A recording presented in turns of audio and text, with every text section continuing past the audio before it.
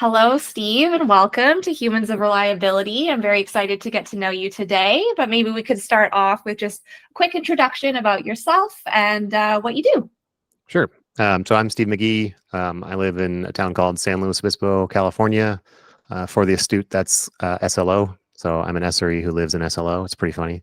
Um, I've been in SRE since I pretty much it started. So I was doing SRE-ish things about 20 years ago. SRE didn't really exist at that point. I evolved towards working with the kind of original SRE team inside of Google a few years into that. I officially became an SRE around the time when Android launched, to give you a sense of timelines. So I wrote the monitoring for the Android launch day. That was kind of fun to see like the graph of new devices being sold by T-Mobile on that big day. And then, yeah, I did that for about a decade. Then I left Google. I was in London at the time. I was in England. I moved back to California for like weather reasons and like sunshine reasons. Back here to San Luis Obispo, and I joined a company here. Helped them move from on-prem monolith onto the cloud. Evaluate all the clouds, figure it all out. Tried to introduce SRE to that team. Failed miserably. Did not work. So I came back to Google basically to help more people go through that process. So my job now is a reliability advocate, which is part of DevRel, basically. So I do stuff like this. I talk on stages. I meet directly with customers to talk to them about how their reliability story is progressing. Often it's like, how do we adopt, SRE within like a very large enterprise? I wrote a very small book called, SRE in enterprise, basically. Stuff like that. So yeah, that's me in a nutshell. I noticed that you did study computer science formally in university, which I've found actually throughout these interviews more often than not. A lot of folks that are finding their way into reliability actually didn't start with a background in computer science. So I'm curious what your earliest memory of being interested in computers was. Oh, very young. So we had a 286 or 8086, and I remember teaching my older brother about BASIC and how you could play games through the BASIC command line. I was probably 6 or 7 at the time. I don't know if I don't know if those dates line up correctly, but very very early. I remember in junior high or early high school, like reading the entire MS DOS manual for 3.1, I think it was, or 3.0, just cover to cover, just to learn all the things that I could possibly do with this crazy beast. And then I also remember my first program I ever wrote was out of some magazine, and it was a Spider-Man game. I don't know what it did. I don't think it worked, but I wrote a program, so that was cool. So yeah, pretty early on, I liked doing computer stuff. If that answers your question. Yeah, definitely. Very cool. I relate to that. For me, it was making horrible HTML websites. Oh yeah, Anything that I could type something in code and see it on a screen immediately was like totally.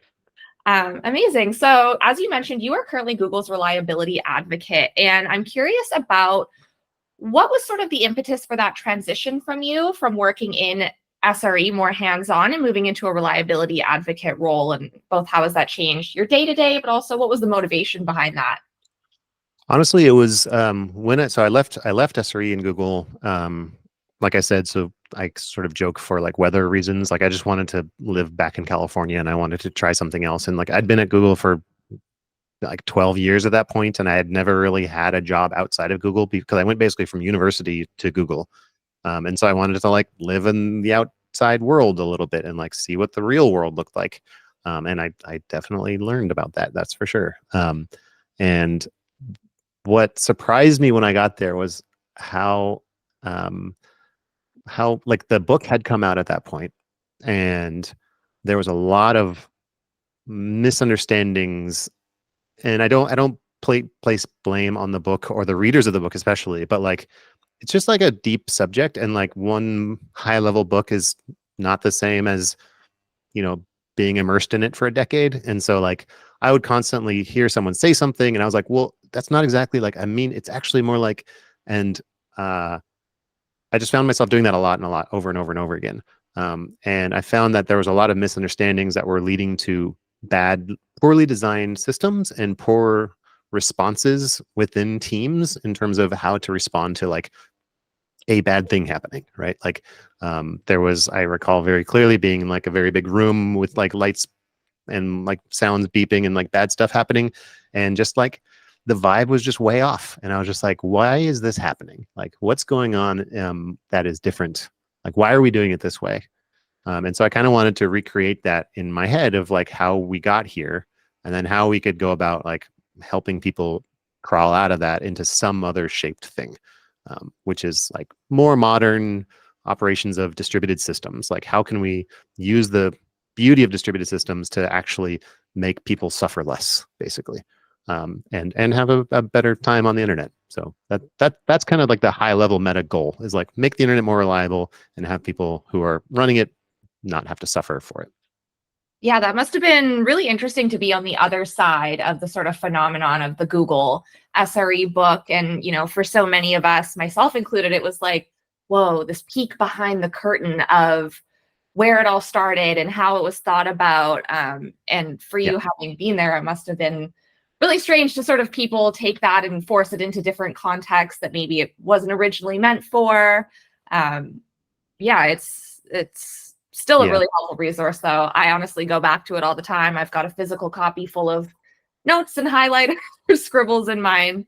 But that's actually a great segue to the next question I was going to ask you, which was, aside from the famous Google SRE book, are there any resources or books or anything that you would recommend for somebody who wants to begin a career in the reliability industry?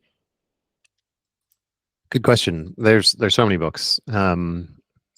I think the Seeking SRE book is also good, by David Blake Edelstein. I may have gotten his name wrong, sorry. And he's Otterbook on Twitter, I know that. There's also, he's got a new book coming out soon too as well. And then there's also the SLO book is also very good, by Alex Hidalgo. That's like a strict subset of all the stuff, but it's a very important one. So like, please, that one's a good one. Limoncelli's books are also awesome. Like they don't say SRE on the cover, but they are like spiritually very similar. So I recommend those for sure. Honestly, going on GitHub and finding like the awesome SRE canon of things to look at. There's like just infinite guides out there of possible things to look at. I made my own silly thing that I'm happy to promote, even though I'm a little embarrassed by it because it's hard to understand. So it's called r9y.dev, because I can't spell the word reliability reliably. So R9Y is the numeronym for reliability, and I apologize for inventing it. But there's a bunch of like things that a reliability team might do, things that you might do to a system to make it more reliable over time. Right now, a lot of the content is generated by an AI, so I apologize again for imposing that upon society. And please file bugs against me when you find problems. There are at least 2 major problems that I know about that issues have been filed for, but please add more. Apart from that, honestly, like the thing that I wish more SRE and proto SREs would come to the job kind of with an understanding of is a basic sense of what a distributed system is. Distributed systems by itself is a very big field. Like you don't have to learn all the things, but like this is something I did in college, and I think it has had a profound effect on my career. Understanding like the abilities that you can glean from a distributed system as opposed to a non-distributed system, like what the differences are. When you hear things about like auto healing, that term is very hand wavy and squishy. But like when you see what it actually means in terms of like a system that can be robust to certain types of failures, you get a much better understanding of what's actually possible in these systems and just how scalable they really could be. So I think that's a really good, if maybe quite broad area to kind of point people towards. Awesome. The next question I have is, what would you say, and this again actually kind of leads in well with your last answer, what would you say is the most underrated skill for people who are working in reliability and the incident response kind of world? Reading, honestly, being able to read and write effectively between so reading code, for example, like being able to read through the code of a system effectively, especially like, I hate to glamorize like incidents, but like when a thing is super broken and you're trying to debug it, like ideally you can mitigate it quickly and then not be like have your hair on fire. But even let's say we even do that. Like at some point you're going to be trying to figure out like why did the thing happen? Why is it bad? Right. And being able to read a lot of code and track through it quickly, and be able to say like, I think I have a picture in my head of what's going on. So like, that's like it's not a skill we talk about a lot. Like you're trying to read someone else's code with the intent of understanding something that they didn't intend to put in that code, right? So you're building a system in your head as you're reading it, and you're comparing it to like your history of what you just saw happen in real life, like the thing broke, and you're trying to like make that connection. And the only thing I can compare it to is like medicine. And so if you think about, doctors have an understanding of like anatomy and medicine and stuff, but it's like abstract. And what they have to do is they have to listen to you, like come in and say like, I have these symptoms. It's bad in these weird ways that I think are connected, but I don't really know. And then they have to like measure a bunch of things about you, like, test results and like how tall you are, or I don't know, whatever it is that doctors measure. And then they have to like, the brilliance is in that next moment where they take the facts on the ground and they take the complaints that you have. So with these we call these, symptoms versus, like, let's call them metrics. And they can come up with a diagnosis. And they can say like, from my understanding of anatomy and medicine and these measurements and your symptoms, I think it could be X, Y, or Z. And now we're going to do more things. And so they come up with a plan of action. And so being able to do that, but with computers, is hard. And this is what we do, right? This is what we have to learn how to do. So being able to read these systems, whether it's looking at dashboards or reading the code, and then being able to make that leap in your head is kind of the nugget that we're trying to get at. It's not easy. No, it's definitely not easy. And that's a really good way of explaining it, because that's something that I definitely struggled with early on, being involved in incidents and having that pressure coming from outside of the folks involved in responding to the problem. You have, your account managers and your marketing team and everybody saying, well, when is it going to be fixed? And you're like, yeah, I can't even begin to answer that question because we don't know what's wrong, or explaining, the difference between, well, we can mitigate it for now, but the issue is not actually fixed. Right. So, you have your customer who wants the RCA on their desk immediately. And you're like, well, we kind of brought back service, but we don't really know what took it down in the first place. And I think that likening it to sort of that medical process of elimination and testing different things is a good way to explain it to even folks who aren't necessarily on the technical side of things. Yeah. I mean, if you think of your favorite medical show, when they're in the operating room and they're doing all this stuff, like you don't normally see the chief of medicine watching the operation going, when are you going to be done? Like, why aren't you fixing this patient faster? But that's what we do in, Knox, right? We have VPs in the room going, why aren't you guys done yet? Like, what did you consider X, Y, Z? Like, I'm the boss, I should know. Like, just let the operators operate. Like, literally, it's the same word, to operate on a patient, right? It's and then when you're at a large company with enough external attention, you also get the joy of all of Twitter spectating or informing you how they could have fixed that doesn't help. Would you like to come and fix it? Perfect. Why not? Yeah, by all means. Awesome. So I have one more question on my list here, which is a bit of I don't know, just a fun hypothetical one. And that is, if you were to start a career from scratch in a completely new field, for whatever reason, the tech industry ceases to exist, what would you choose? Where would you go?